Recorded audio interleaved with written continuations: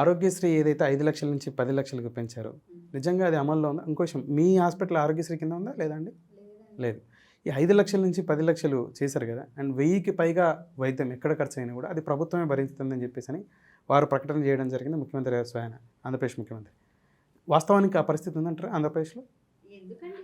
హైదరాబాద్, చెన్నై, బెంగళూరు ఎక్కడికి వెళ్ళి ఏ హాస్పిటల్లో వైద్యం చేసుకున్నా 1000కి పైగా వైద్యానికి ఖర్చు అయితే ఆ ఖర్చు బాధ్యత మాది, ఆంధ్రప్రదేశ్ ప్రభుత్వాన్ని అని చెప్పినటువంటి వారి మాట ఏదైతే ఉందో వాస్తవంలో అది వాస్తవంగా ఉందా? లేదనే నమ్ముతున్నాను. యాజ్ ఎ డాక్టర్గా యు నో వెరీ వెల్. అంటే నాకు బయటకు వచ్చి చేయించుకునేది అయితే తెలియదు. మా స్టేట్ దాటి నాకు ఆ పేషెంట్స్ అవన్నీ ఏం చెప్పలేదు. అండ్ చాలామందికి నేను ఎవరైనా పేషెంట్స్కి ఏదైనా కాల్ చేసినప్పుడు హైదరాబాద్ సంథింగ్ ఏదైనా పేషెంట్కి మేడం ఇక్కడ ఆరోగ్యశ్రీ లేదు కదా అన్నట్టే నేను విన్నాను. మొన్నటి వరకు కూడా నేనైతే ఏదైనా కేసు గురించి ఏమండి ఇక్కడ ఒక పేషెంట్ ఉన్నారు, ఇక్కడ ఆరోగ్యశ్రీ వర్క్ చేయదు కదా మేడం ఇలా అని చెప్పేసి వాళ్ళు మాట్లాడతారు. ఇవన్నీ ఎందుకండి? గవర్నమెంట్ హాస్పిటల్స్ డెవలప్ చేయమని చెప్పండి. ఆరోగ్యశ్రీలు తొక్కతోలు అవసరం మనకి. ఏ ప్రైవేట్ హాస్పిటల్ నుంచి కార్పొరేట్ వాళ్ళని పోషించే బదులు మన గవర్నమెంట్ హాస్పిటల్స్ డెవలప్ చేస్తే ఆటోమేటిక్గా ప్రజలకి న్యాయం జరిగింది. మీరు వెళ్ళి చేస్తారా గవర్నమెంట్ హాస్పిటల్కి వెళ్ళి? గవర్నమెంట్ హాస్పిటల్కి వెళ్ళి మీరు వైద్యం చేస్తారా? చేస్తాను, చేయమంటే. అట్లా చేయడానికి ముందుకు రావట్లేదనే కదా ఇప్పుడు ప్రైవేట్ హాస్పిటల్. రావట్లేదండి, ఎవరు రావట్లేదు. మీరు జీతాలు కరెక్ట్గా ఇచ్చి అన్నీ గవర్నమెంట్లో కరెక్ట్గా సదుపాయాలు ఇచ్చి జీతాలు ఇచ్చి జాబ్స్ ఇస్తున్నారా? జాబ్స్ కరెక్ట్గా రిలీజ్ చేస్తున్నారా?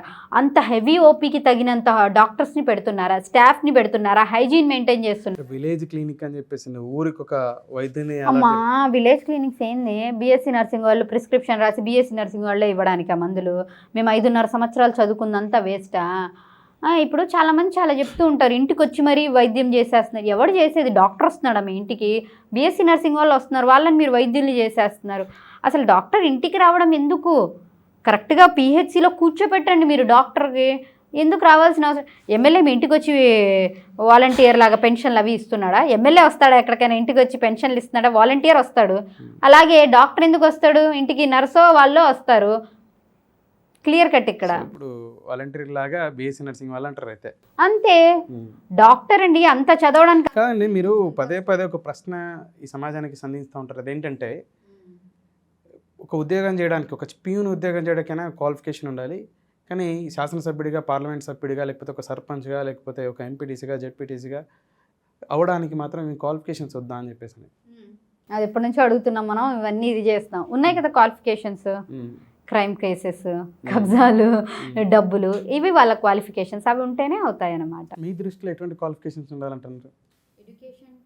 ఈ పార్టీలు కన్సిడర్ చేసినటువంటి క్వాలిఫికేషన్స్ పక్కన పెట్టండి. మీ దృష్టిలో ఎటువంటి క్వాలిఫికేషన్స్ రేపు నాయకులుగా పోటీ చేసే వ్యక్తులకు ఉండాలంటారు?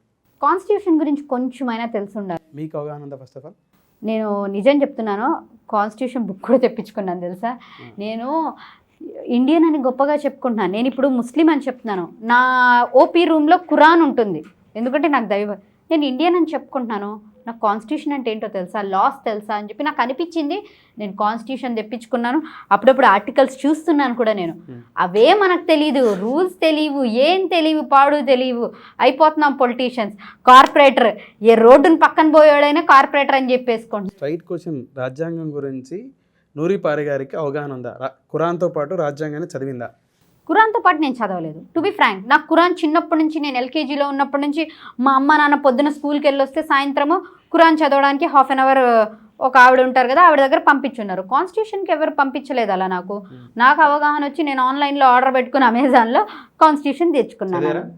చదవడం అంటే అప్పుడప్పుడు జస్ట్ అండర్లైన్స్ చేసుకోవడం, ఆర్టికల్స్ ఇలాంటివి చూడడం చేస్తూ ఉంటా. మీకు రాజ్యాంగం మీద అవగాహన లేకపోవడంతోనే మీరు కొన్ని పచ్చిగా చెప్పాలంటే పిచ్చి ప్రశ్నలు ఇచ్చుంటారా అని చెప్పేసి ఈ సమాజానికి.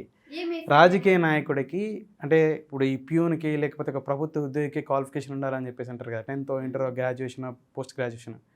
రాజకీయ నాయకుడికి బేసిక్గా అంబేద్కర్ రాసినటువంటి రాజ్యాంగం ప్రకారం ఈ క్వాలిఫికేషన్స్ అవసరం లేదు. తను ఒక మానవతావాద అయ్యండి. ఒక్క నిమిషము, ఆయన రాశారు, ఆయన రాసిన దాంట్లో ఎన్ని చేంజెస్ తీసుకురాలేదు మనం. కాన్స్టిట్యూషన్లో చేంజెస్ ఎన్నిసార్లు రాలేదు, 6 times 7 times చేంజెస్ వచ్చాయి. నేను అదే చెప్తున్నా, ఇప్పుడు చేంజెస్ రావాలనే చెప్తున్నాను.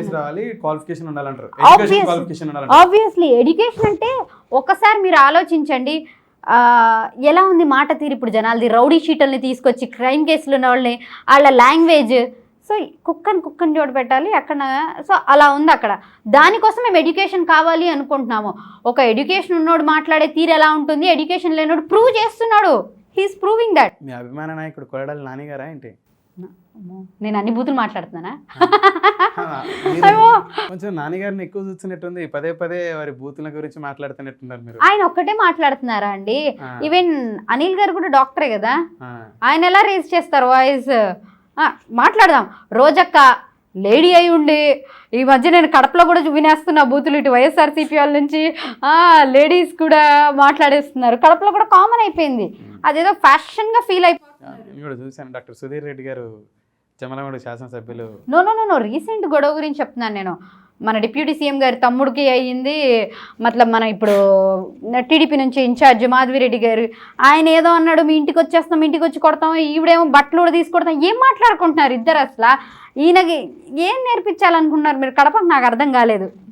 సరే, అంబేద్కర్ గారు చెప్పుకొచ్చింది ఏంటంటే ఎడ్యుకేషన్ క్వాలిఫికేషన్ కాదు కావాల్సింది, సమాజం మీద అవగాహన కావాలి, సామాజిక స్పృహ కలిగి ఉండాలని చెప్పేసి. ఈరోజు మీరు అన్నటువంటి ఎడ్యుకేషన్ క్వాలిఫికేషన్ లేకపోవడంతో కాదు, వాళ్ళకి మానవత, హ్యుమానిటీ లేకపోవడం వల్ల, సమస్యలపైన అవగాహన లేకపోవడం వల్ల, సహాయం చేసే గుణం లేకపోవడం వల్ల, ఇవి ఉంటే ఆ ఎడ్యుకేషన్ క్వాలిఫికేషన్ పక్కన 10th, ఇంటరో, డిగ్రీయో, పీజీఓ సర్టిఫికేట్లే, ఆ ట్యాగ్లైన్ లేకపోయినా, ఎంబీబీఎస్ అనే ట్యాగ్లైన్ లేకపోయినా అలా నిరూపించుకున్న వ్యక్తులు ఎందరో ఉన్నారు.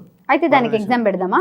సామాజికంగా ఇది ఉందని చెప్పేసి అలా అంటే అలా తీసుకున్నారు గతంలో. ఇప్పుడు 1982 పార్టీ పెట్టి 83లో అధికారంలోకి వచ్చినటువంటి రామారావు గారు నాడు తీసుకున్న వ్యక్తులను అందరినీ కూడా, ఉన్నత చదివినటువంటి వ్యక్తుల్ని, అలాగే సామాజిక స్పృహ కలిగినటువంటి వ్యక్తుల్ని తీసుకురావడం జరిగింది. అందుకనే వారు ఈ రోజుకి కూడా చట్టసభలకు వెళ్ళినటువంటి వ్యక్తులు ఖ్యాతిని గడించారు. అదైతే కరెక్టే. ఆయన మంచి పర్సన్స్ అప్పుడు ఎన్నుకున్నారు కాబట్టి ఇదిగా ఉంది. సో పర్సన్కి సమాజం పట్ల అవగాహన ఉండాలా, సమస్యలపైన అవగాహన ఉండాలా, సాయం చేసే గుణం కలిగి ఉండాలి. కానీ చదువు పక్కన ట్యాగ్ ఏదైతే ఉందో సర్టిఫికేట్ ఇది కాదు. ట్యాగ్ అనేది గారికి అవగాహన లేకపోకుండా క్వాలిఫికేషన్ ఉండాలి, క్వాలిఫికేషన్ ఉండాలి, పద్ధతి మాట్లాడడం, క్వాలిఫికేషన్ లేకుండా అయితే ఇప్పుడు అదే ఇటువంటి క్వాలిఫికేషన్ ఉండాలనేనా మీ మీద కూడా? నేను ఎందుకంటే నేను ఈ స్టేట్మెంట్ వదిలింది, నేను ఎడ్యుకేషన్ పరంగా ఇప్పుడు మన కొన్ని మీటింగ్స్లో లోకేష్ గారిని అడిగారు. హీ జస్ట్ సెడ్ సింప్లీ, ఏదో అడిగితే బ్యాంగ్ ఆన్, కమ్ ఆన్ అని చెప్పి ఇలా రాసే, మన ప్రజెంట్ సీఎం బయటికి వెళ్ళి యా యా యా, మన IT minister our Vizag is fully widen place, our beach. ఏంటది? అక్కడ క్వాలిఫికేషన్ ఎక్కడుందని? ఇక్కడ క్వాలిఫికేషన్ అవసరం లేదా? ఈ పాయింట్స్లో మీరు చెప్పండి. ఎడ్యుకేషన్ గురించి ఆలోచించాలంటే ప్రజలకి నెక్స్ట్ ఎడ్యుకేషన్ ఎలా యూస్ఫుల్ అవుతుందంటే హెల్త్ గురించి ఆలోచించాలి. 2 బుక్కులు పట్టుకుని చదువుకోవాలంటే మీకు క్వాలిఫికేషన్ లేకుండా అవుతుందా? కావాలి కదా, అక్కడ కన్ఫర్మ్ క్వాలిఫికేషన్ కావాలి. క్వాలిఫికేషన్ లేకుండా అయితే కరెక్ట్ కాదు. ఎడ్యుకేషన్ క్వాలిఫికేషన్ తప్పనిసరి ఉండాలి. మేము కష్టపడి ఇన్ని సంవత్సరాలు చదివింది మాకు ఇంత ఇబ్బంది పెడుతున్నారు. ప్రజల్ని పరిపాలించడానికి ఎంత క్వాలిఫికేషన్ ఉండాలి, ఎంత ఓపిక కావాలి, ఎన్ని చూడాల్సి వస్తాయి, అవన్నీ ఉండాలి. Right, fine. మీ ఫైటింగ్ స్పిరిట్కే ముందుగా ముగ్ధుడని ఫేస్ మీద ఆ స్మైల్ అయితే అట్లే ఉంచారు. లాస్ట్ టైం కూడా మీతో దాదాపు 1.5 నుంచి 2 గంటల విడిది చర్చ జరగడం జరిగింది. ఈరోజు కూడా దాదాపుగా ఆ సమయాన్ని వెచ్చించడం జరిగింది. చాలా అంశాలని చాలా విషయాలపూరితంగా వివరించడం జరిగింది. మీకు అవకాశం రావాలని చెప్పేసి నేనైతే మనస్ఫూర్తిగా కోరుకుంటా ఉన్నా. మీరు బయటికి చెప్పలేకపోతా ఉన్నారు, లేకపోతే డబ్బు సమస్య, ఇంకా ఇతరత్ర కారణాలు అని చెప్పేసి అని. సరే, కారణం ఏదైనా ఉండొచ్చు, మీకు ఈరోజు అయితే అవకాశం రావట్లే, మీరు లేదు చెప్పలేకపోతే 24 కంటెస్ట్ చేయాలని చెప్పేసి అనే కుతూహలంతో మీరు ఉన్నారని చెప్పేసి మీరు ఇంతకుముందు సందర్భంలో చెప్పుకురావడం జరిగింది. అంటే డైరెక్ట్ కాకపోయినా ఇండైరెక్ట్. కానీ ఇప్పుడు దొరకట్లేదు, కానీ భవిష్యత్తులోనే మీకు దొరకాలని చెప్పేసి అని. అలాగే మీరు ఏదైతే ఐడియాలజీని క్యారీ చేయాలనుకుంటా ఉన్నారో అది క్యారీ అవ్వాలని చెప్పేసి మనస్ఫూర్తిగా కోరుకుంటాం. Fine, thank you.